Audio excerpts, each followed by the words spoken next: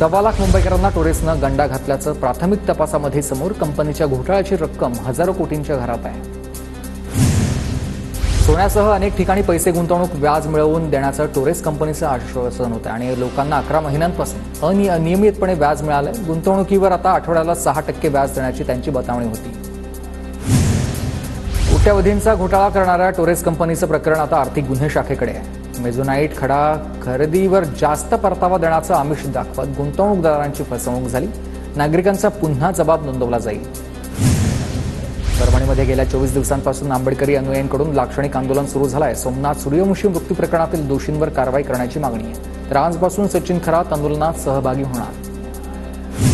दिल्लीत मनोज जरांगेंवर अदखलपत्र गुन्हा दाखल झाला. महेश बांगर यांच्या तक्रारीवरून जरांगेंविरोधामध्ये गुन्हा दाखल झाला.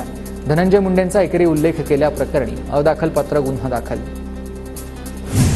भाजपनंतर आता अजितदादा गट देखील नागपूरमध्ये राबवणार आहे सदस्यता मोहीम. आता भाजपासह दादा गटाची नागपूर पालिका निवडणुकीसाठी जोरदार तयारी सुरू झालेली आहे. पुणे महानगरपालिका निवडणुकीमध्ये शिवसेना 40 ते 50 जागा लढण्याच्या तयारीत आहे. जास्तीत जास्त नगरसेवक निवडून आणण्याची तयारी आहे.